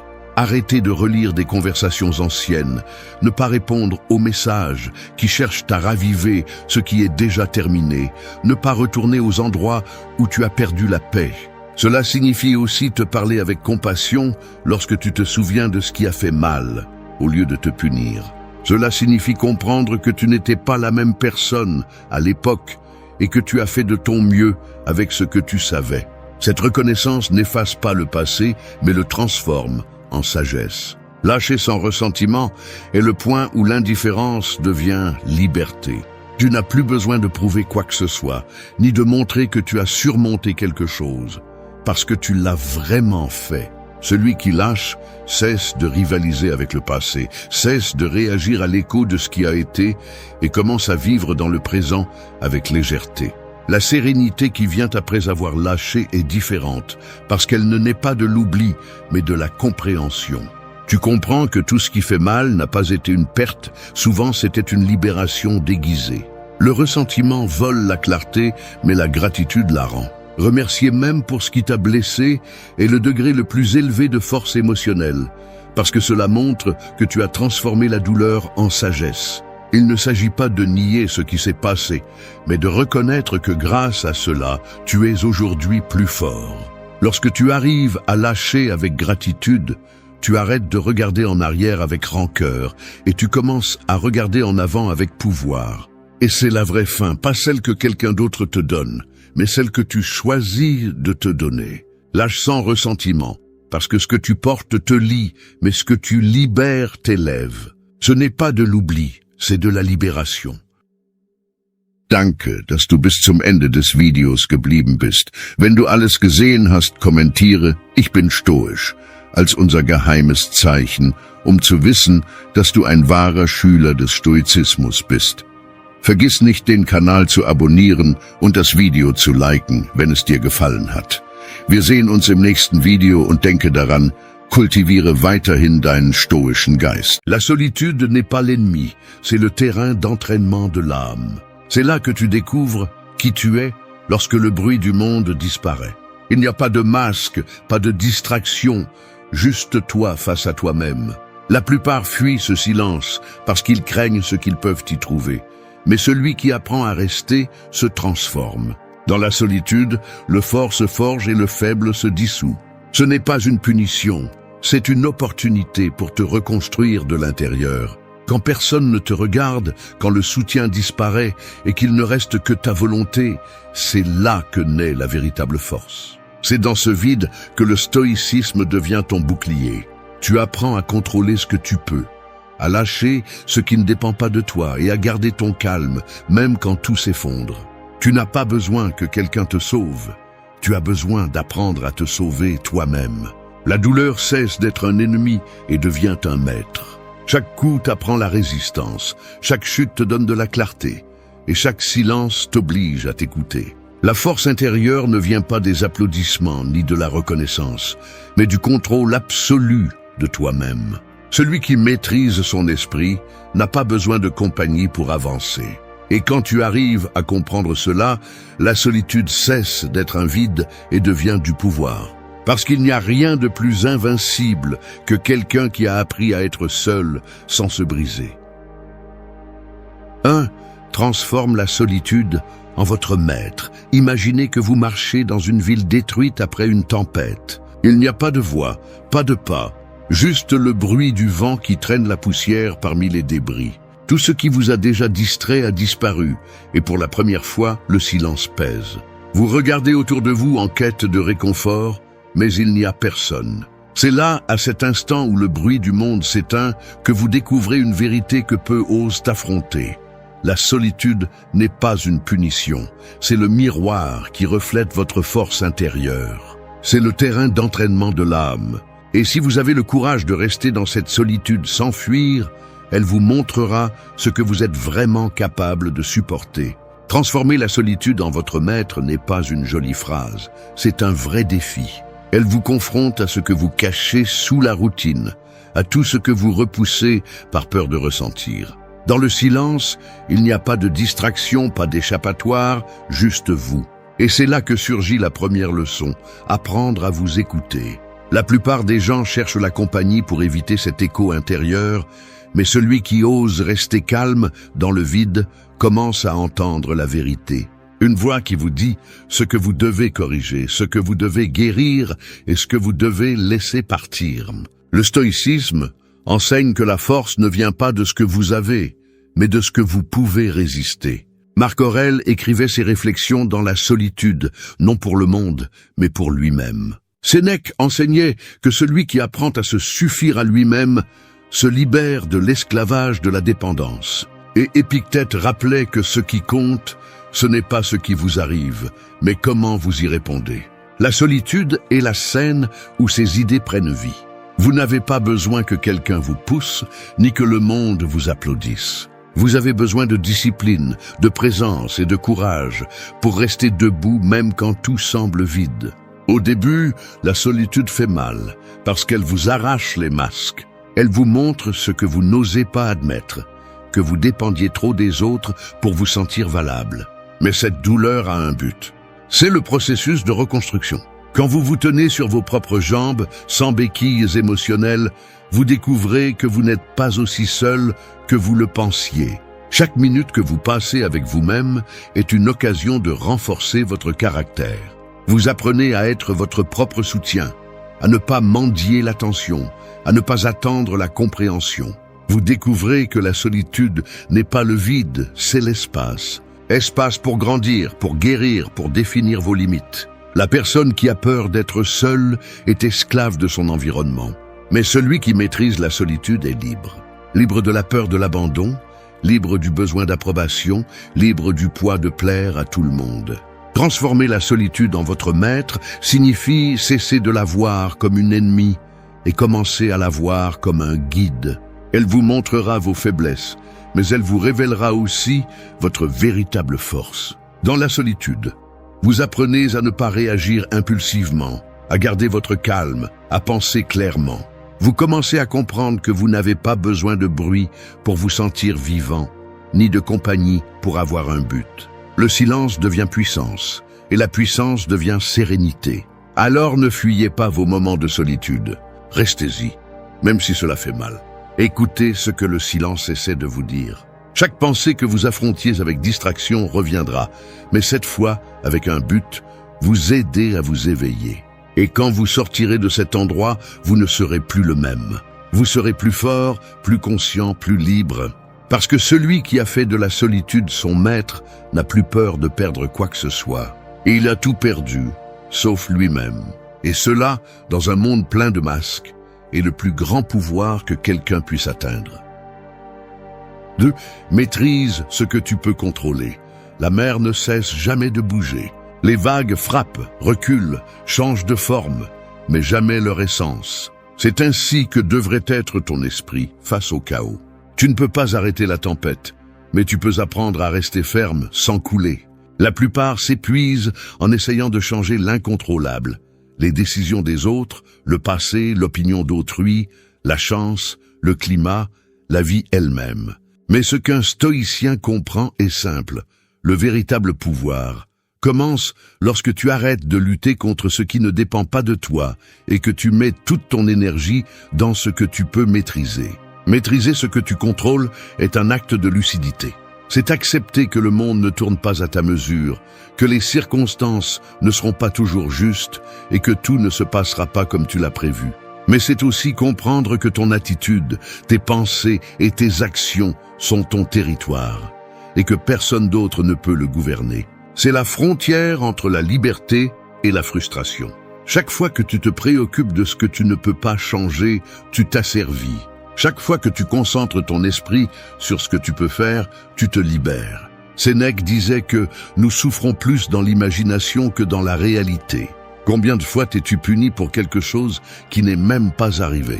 Combien de nuits as-tu perdu à penser à des scénarios qui n'existent que dans ta tête? Le contrôle ne consiste pas à manipuler le monde, mais à entraîner ton esprit à ne pas céder à l'incertain. Le calme que tu cherches ne vient pas de l'extérieur, mais du contrôle interne.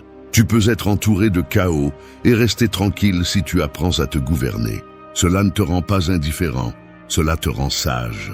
La vie mettra des obstacles que tu ne pourras pas éviter, des personnes que tu ne pourras pas changer, des résultats que tu ne pourras pas modifier. Mais tu pourras toujours décider comment réagir. C'est ton pouvoir. Quand tu comprends cela, tu arrêtes de gaspiller de l'énergie à te plaindre et tu la rediriges vers l'action. Tu arrêtes de maudire la tempête et tu commences à ajuster tes voiles. Tu te rends compte que le contrôle n'est pas absolu, il est stratégique. Tu ne choisis pas ce qui arrive, mais tu choisis comment tu l'interprètes, comment tu y fais face et ce que tu fais ensuite. Et ce choix fait toute la différence. Maîtriser ce que tu peux contrôler implique aussi de cesser de vouloir avoir raison en tout. Parfois, le contrôle consiste à lâcher prise, à ne pas s'imposer. C'est garder le silence quand tu sais que parler ne fera qu'alimenter le conflit. C'est décider de ne pas répondre à l'attaque, non pas parce que tu es faible, mais parce que tu sais que ton énergie est plus précieuse qu'une dispute vide. La maturité commence quand tu choisis la paix plutôt que l'ego. Se contrôler n'est pas se réprimer, c'est comprendre que tout ne mérite pas une réaction. Marc Aurèle, dans ses réflexions, disait que l'esprit qui reste calme devient invincible. Et il avait raison. Parce que le monde peut te prendre beaucoup de choses, mais il ne pourra jamais toucher à ce que tu penses si tu apprends à le maîtriser. La plupart perdent du temps à essayer de gouverner l'extérieur tout en négligeant leur propre intérieur. Mais le véritable leadership commence en toi. Quand tu arrives à rester calme au milieu du chaos, le pouvoir change de main. La maîtrise personnelle est une pratique quotidienne. Elle n'est pas atteinte par des théories, mais par l'entraînement.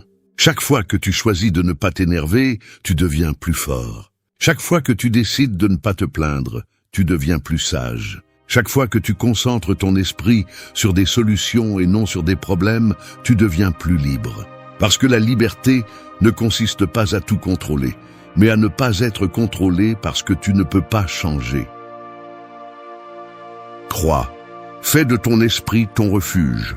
L'esprit est comme une maison au milieu d'une tempête. Dehors, il peut y avoir du chaos, du bruit et de la destruction. Mais si les murs sont solides, l'intérieur reste intact. Il en va de même pour toi. Tu ne peux pas contrôler ce qui se passe à l'extérieur, mais tu peux construire un espace en toi où rien ni personne ne peut te faire tomber. Ce refuge ne se construit pas en un jour. Il se construit avec de la discipline, de la réflexion et de la maîtrise de soi.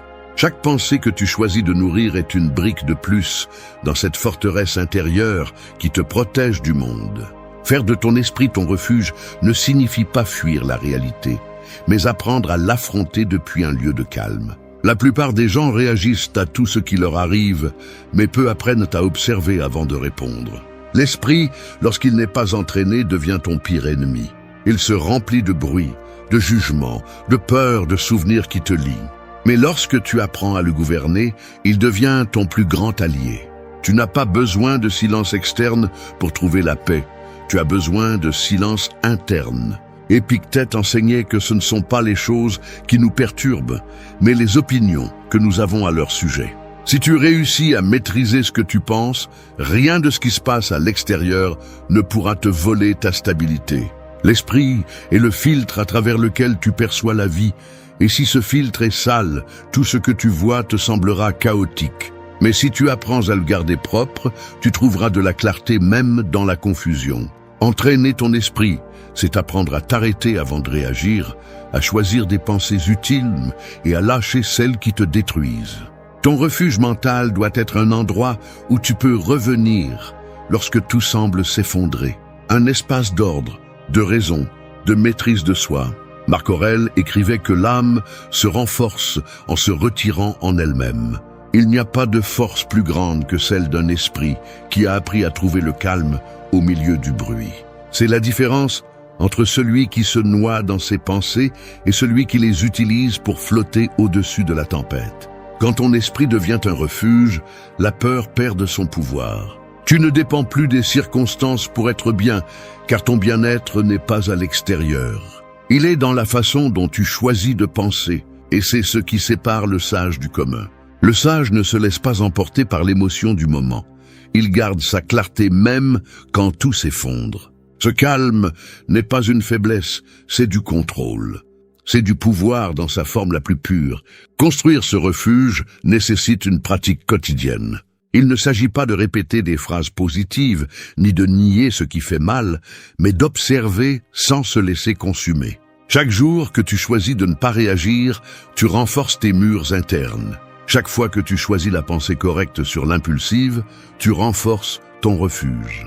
Chaque moment où tu choisis le calme sur le chaos, tu construis la liberté. Car l'esprit dominé est le seul espace où la douleur ne commande pas, où la colère ne gouverne pas, où le doute ne décide pas. Fais de ton esprit un lieu où tu peux rester sans peur. Apprends à penser clairement quand tout le monde crie, à garder ton sang-froid quand tout le monde perd le contrôle. La vie peut te frapper, mais elle ne pourra pas te détruire si ton esprit est plus fort que tes circonstances. C'est l'objectif du stoïcisme, que le refuge ne soit pas un lieu physique mais une conscience ferme. Parce que pendant que les autres cherchent à échapper au monde, tu apprendras à trouver la paix en toi. Et celui qui trouve la paix dans son esprit devient intouchable. 4. Apprenez l'art du détachement. S'accrocher à tout est comme essayer de retenir de l'eau entre vos mains. Plus vous serrez fort, plus elle s'échappe rapidement. Il en va de même pour les personnes, les choses et les situations que vous essayez de retenir par peur de les perdre. Le problème n'est pas d'aimer ou de valoriser, mais de confondre possession et connexion. Le détachement ne signifie pas froideur ou indifférence, il signifie liberté. C'est comprendre que rien ni personne ne vous appartient, que tout ce qui arrive dans votre vie est temporaire et que résister à ce flux ne fait que vous causer de la souffrance. Apprendre l'art du détachement, c'est apprendre à lâcher prise sans se briser. Le stoïcisme enseigne que l'origine de la douleur n'est pas ce qui se passe, mais comment vous interprétez ce qui se passe. Vous souffrez parce que vous vous accrochez à l'idée que les choses devraient être différentes, que les gens devraient rester, que ce que vous avez ne devrait jamais changer. Mais le monde ne s'arrête pas parce que vous le voulez. La vie continue, les cycles se terminent, les gens changent, et tout ce que vous pouvez faire, c'est accepter ce mouvement sans vous perdre en lui. Le détachement, c'est précisément cela. Accepter l'inévitable avec sérénité. Il ne s'agit pas de ne pas ressentir, mais de ne pas dépendre. Marc Aurèle disait que vous devriez recevoir tout ce qui se passe comme si vous l'aviez souhaité. Et même si cela semble difficile, c'est la clé du contrôle interne. Lorsque vous comprenez que l'extérieur ne vous appartient pas, vous commencez à vivre plus légèrement. Vous cessez de craindre les pertes, car vous ne voyez plus le changement comme une menace. Vous le voyez comme une partie naturelle du chemin. Le détachement vous apprend à aimer avec clarté, pas avec besoin. À donner sans attendre, à profiter sans retenir, à remercier sans exiger. Chaque fois que vous vous accrochez à quelque chose, vous lui donnez du pouvoir sur vous. Lorsque vous craignez de perdre quelqu'un, vous lui donnez le contrôle de votre paix. Lorsque vous dépendez du résultat, vous perdez le focus sur le processus. Lorsque vous avez besoin que quelque chose reste identique, vous arrêtez de grandir. Le détachement n'est pas un manque d'engagement, c'est un équilibre. C'est savoir que vous pouvez profiter de tout, mais survivre à la perte de n'importe quoi. C'est comprendre que votre valeur ne se mesure pas par ce que vous conservez, mais par ce que vous êtes capable de laisser partir sans perdre votre essence. Sénèque enseignait que la véritable richesse consiste à désirer peu. Et cela s'applique à tout, désir, relation, attente. Moins vous vous accrochez, plus vous avez de place pour le nouveau. Le détachement ne vous rend pas apathique, il vous rend conscient. Il vous apprend à voir les choses telles qu'elles sont, sans fioritures ni illusions. Lorsque vous y parvenez, vous vous libérez de l'anxiété de contrôler l'incontrôlable. Vous ne luttez plus contre la réalité, vous coulez avec elle. L'art du détachement se pratique au quotidien, en laissant aller une conversation qui n'apporte plus rien, en acceptant un changement que vous ne pouvez pas arrêter, en lâchant une émotion qui ne sert plus. Chaque acte de détachement vous rend plus fort, plus léger, plus maître de vous-même. Ce n'est pas un processus facile, car l'ego veut tout retenir, mais chaque fois que vous choisissez de lâcher prise plutôt que de vous accrocher, vous vous rapprochez un pas de plus de la paix. Apprendre à lâcher prise est un acte de courage. Cela signifie accepter que vous ne pouvez pas contrôler les fins, mais seulement votre attitude envers elles. Cela signifie comprendre que les gens ne vous doivent pas de permanence, que les moments ne sont pas éternels et que la valeur de quelque chose ne réside pas dans sa durée, mais dans ce qu'elle laisse en vous. Pratiquez le détachement sans peur. Aimez profondément, mais sans chaîne. Donnez tout ce que vous pouvez, mais sans vous perdre. Et quand vient le moment de lâcher prise, faites-le avec gratitude, pas avec rancune. Car celui qui apprend l'art du détachement vit en liberté. Et la liberté est la forme la plus élevée de force intérieure. 5. Embrasse la douleur sans la fuir. Le feu peut te détruire ou te forger. Cela dépend de la façon dont tu l'affrontes. La douleur fonctionne de la même manière. Elle n'arrive pas pour te punir.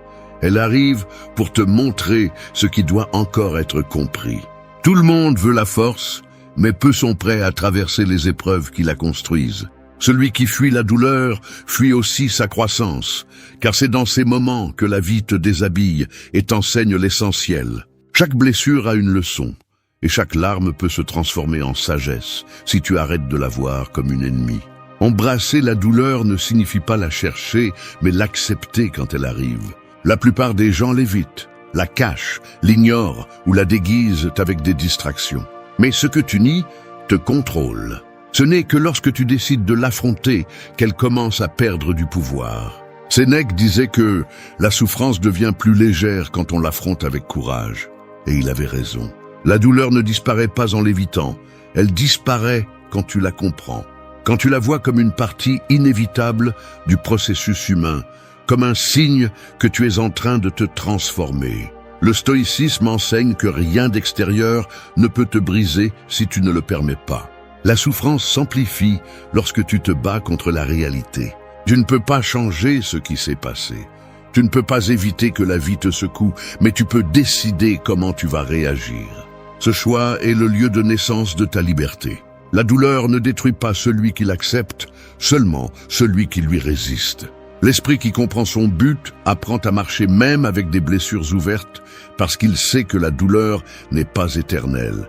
Elle est transitoire et nécessaire. Quand tu apprends à embrasser la douleur, tu découvres qu'il y a de la force en elle.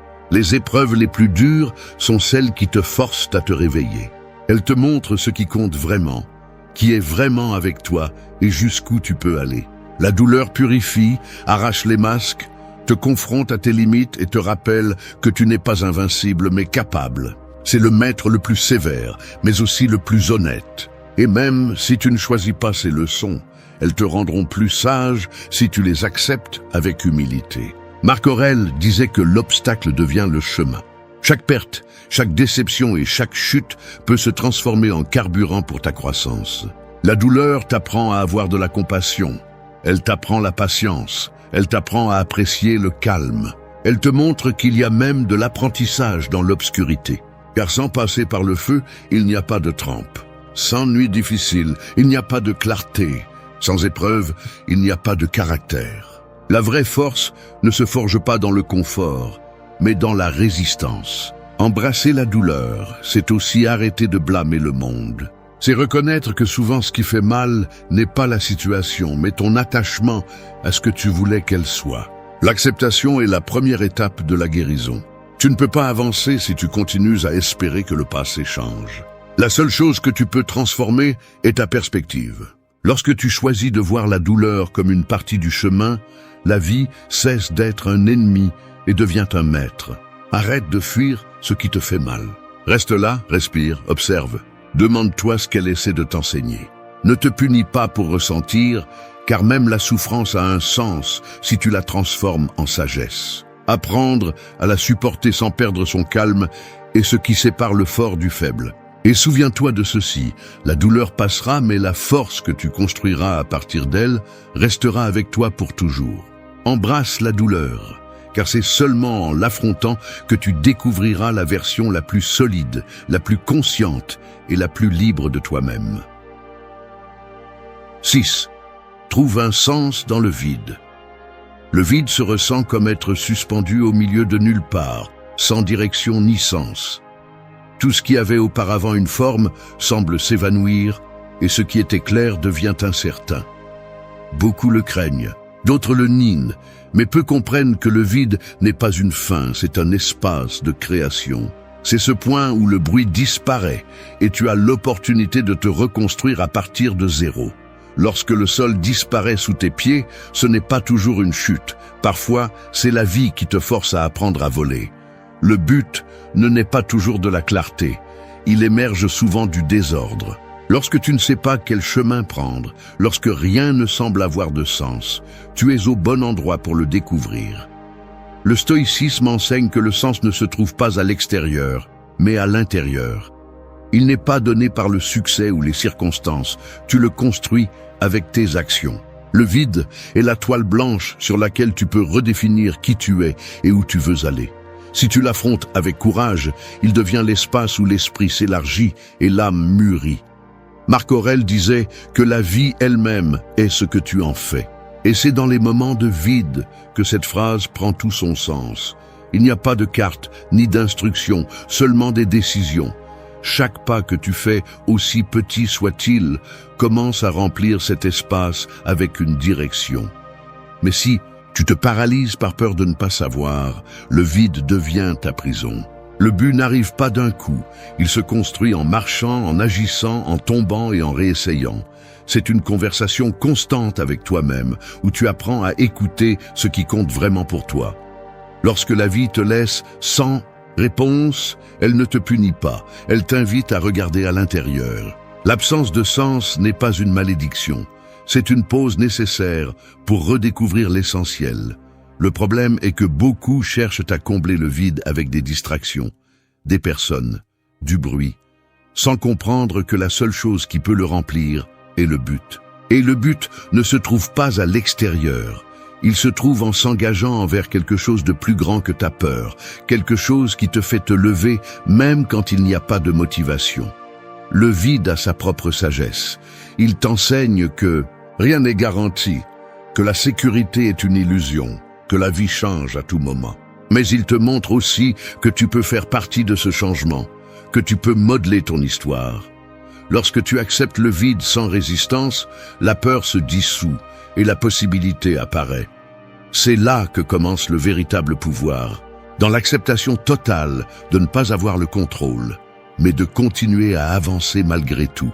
Épictète enseignait que ce n'est pas ce qui nous arrive, mais comment nous réagissons qui nous définit. Si tu réponds au vide avec désespoir, il te consume. Si tu l'affrontes avec calme, il te transforme. Au lieu de le voir comme un trou, regarde-le comme une porte. Chaque fin est une invitation à recommencer différemment. Chaque perte laisse de la place pour une nouvelle vision. La différence réside dans la façon dont tu choisis de regarder. Trouver un sens dans le vide n'est pas remplir le silence avec n'importe quoi, c'est apprendre à l'écouter. C'est comprendre que tu n'as pas besoin d'avoir tout clair pour commencer. Tu as juste besoin d'avoir la volonté d'avancer. Le but n'est pas découvert, il est créé. Il se forme lorsque tu choisis de donner un sens même à ce qui fait mal. Lorsque tu y parviens, le vide cesse d'être un ennemi et devient ton terrain fertile. Parce que seul celui qui a touché le vide avec sérénité peut construire, à partir de rien, quelque chose qui a vraiment de la valeur. Et à ce stade, peu importe ce qui arrive, tu sauras qu'il n'y a plus de trou en toi, seulement de la force et une direction. 7. Agis avec vertu, même si personne ne te voit. Le caractère se mesure lorsqu'il n'y a pas de témoin. Quand les lumières s'éteignent, les regards s'éloignent et il ne reste que ta conscience qui t'observe. Il est facile de parler de valeur lorsque le monde écoute, mais la véritable vertu naît dans le silence, lorsque tu décides de faire ce qui est juste sans attendre de reconnaissance. La grandeur ne se construit pas avec des discours, elle se démontre dans les moments où personne ne t'oblige à être intègre, mais tu choisis de l'être quand même. C'est la différence entre celui qui cherche à paraître et celui qui cherche à être. Agir avec vertu même si personne ne te voit est l'un des plus grands défis du stoïcisme. Cela signifie avoir un code interne qui ne dépend pas de l'approbation des autres. C'est vivre guidé par tes principes, non par tes impulsions. La plupart des gens ajustent leur comportement en fonction de qui les regarde, mais le stoïcien sait que le véritable juge est à l'intérieur. Marc Aurèle écrivait que tu dois agir comme si chacune de tes actions allait être observée par la sagesse elle-même. Non pas parce que tu as besoin d'une punition si tu échoues, mais parce que la vertu ne concerne pas la peur, mais la cohérence. Lorsque tu fais ce qui est juste seulement pour être vu, tu agis par ego. Mais quand tu le fais en solitude, tu le fais par conviction. Cette différence est celle qui définit les personnes fortes, celles qui tiennent leurs paroles, même lorsqu'il n'y a pas de récompense. Le monde actuel t'apprend à chercher la validation, à partager chaque réussite, à démontrer constamment qui tu es. Mais il y a une force beaucoup plus profonde dans le silence. Tu n'as pas besoin d'être vu pour que tes actes aient de la valeur. En fait, ce qui renforce le plus l'âme est ce que tu fais sans témoin, les petites décisions quotidiennes que toi seul connais. Te lever quand tu pourrais abandonner, dire la vérité quand il serait plus facile de mentir, garder ton calme quand tout te pousse à le perdre. Ce sont ces batailles invisibles qui forment ton caractère. Sénèque disait que l'homme sage vit de la même manière en public qu'en privé. C'est l'essence de l'intégrité. Tu n'as pas besoin de scène pour pratiquer la vertu. La vie elle-même est ton épreuve constante. Chaque choix révèle qui tu es quand personne ne te regarde.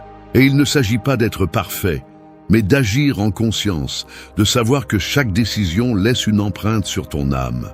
La vertu ne cherche pas les applaudissements, elle cherche la cohérence. Lorsque tu agis avec vertu en solitude, tu gagnes quelque chose que personne ne peut te donner, le respect de soi. Savoir que tu as fait ce qui est juste, même si personne ne le savait, te donne une paix que la reconnaissance ne pourra jamais égaler. Tu n'as pas besoin de témoins lorsque ta conscience est en paix.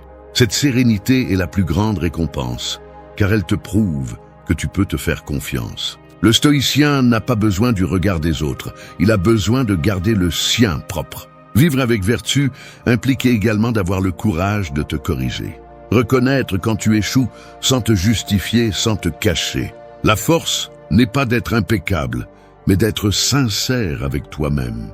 Chaque erreur peut devenir une leçon si tu l'affrontes avec humilité. Celui qui pratique la vertu ne cherche pas à paraître intouchable. Il cherche à s'améliorer un peu plus chaque jour, même si personne ne le remarque. Agisse avec vertu même si personne ne te voit, car c'est dans ce silence où personne n'applaudit que se forge ta véritable identité. Fais ce qui est juste parce que c'est juste, non parce que quelqu'un l'exige. C'est la base de la liberté intérieure. Car lorsque tu parviens à vivre en cohérence, sans dépendre des regards ni des approbations, tu n'as plus besoin de prouver quoi que ce soit. Et c'est le plus grand pouvoir qu'une personne peut avoir, être fidèle à elle-même, même lorsque le monde ne regarde pas. 8. Lève-toi et continue à marcher. Le sol froid sous tes pieds après une chute te rappelle que tu es vivant. La douleur brûle, l'orgueil saigne et l'esprit crie que tu restes là, que ça ne vaut plus la peine. Mais si tu restes, tu meurs en vie. Se lever n'est pas toujours héroïque. Souvent c'est silencieux, maladroit, plein de doutes. Cependant, c'est l'acte le plus puissant que tu peux faire pour toi-même. Parce que se lever ne signifie pas oublier ce qui s'est passé. Cela signifie ne pas permettre à ce qui t'a renversé de prendre possession de ton histoire. Le stoïcisme enseigne que la défaite n'est réelle que si tu renonces à te lever. Chaque chute, chaque échec, chaque erreur fait partie du processus qui façonne ton caractère. Il ne s'agit pas de ne pas trébucher, mais de ne pas faire du trébuchement une résidence permanente. La vie ne s'arrête pas pour attendre celui qui se rend. Continue, avance et si tu ne te lèves pas, tu restes hors du chemin. C'est pourquoi le stoïcien ne se lamente pas, il s'ajuste. Il ne perd pas de temps à se demander pourquoi il est tombé, mais comment il va se relever mieux. Le monde n'a pas de pitié pour celui qui se complaît dans la plainte. Tous font face à des pertes, des déceptions et des trahisons, mais seuls quelques-uns apprennent à les utiliser comme des marches. Se lever, c'est choisir l'action plutôt que l'auto-apitoiement. C'est regarder la douleur et lui dire « tu ne vas pas me briser ». C'est comprendre que la vie ne consiste pas à éviter les coups, mais à apprendre à bouger après les avoir reçus. Quand tu te lèves avec l'âme fatiguée et le corps blessé, tu es déjà en train de gagner, parce que tu es toujours debout. Marc Aurèle disait que la vie se lève du sol encore et encore. Et chaque fois que tu le fais, tu deviens plus résistant, plus conscient de ton pouvoir. Le sol enseigne l'humilité, mais aussi la force. Il te fait comprendre que tout n'est pas perdu, que tu peux encore reconstruire, te réinventer, commencer différemment. C'est l'essence de la croissance. Accepter la chute, apprendre d'elle et continuer. Tu n'as pas besoin de te sentir prêt pour faire le prochain pas, tu as juste besoin de décider de le faire. Le vrai courage se démontre lorsque tu continues à marcher même sans motivation. Quand l'esprit te dit que ça n'a pas de sens, mais que le cœur insiste pour continuer. Se lever est un acte de foi en toi-même. Peu importe si personne ne le voit, si personne ne le reconnaît. La grandeur n'a pas besoin de témoins. Chaque pas que tu fais, aussi petit soit-il, est une victoire silencieuse contre tout ce qui a voulu t'arrêter. Sénèque a écrit que l'homme fort n'est pas celui qui ne tombe jamais, mais celui qui ne reste jamais au sol. Et c'est la vérité que la douleur veut enseigner. Que ta valeur n'est pas dans le fait de ne pas échouer, mais dans la résistance. Peu importe combien de temps tu as besoin, l'important est que tu ne renonces pas.